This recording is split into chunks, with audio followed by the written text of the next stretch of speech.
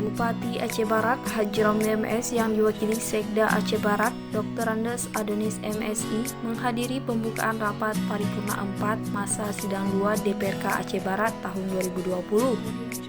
dengan agenda pembahasan dan penetapan rancangan kanun tentang pertanggungjawaban pelaksanaan APBK Aceh Barat tahun anggaran 2019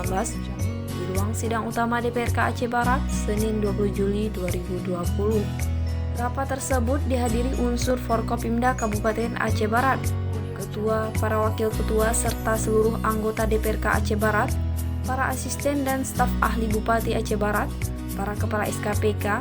Sekda Dr. Andes Adonis MSI dalam sambutannya menyampaikan bahwa dengan selesainya proses audit dan pemberian opini terhadap laporan keuangan oleh BPK RI Perwakilan Provinsi Aceh,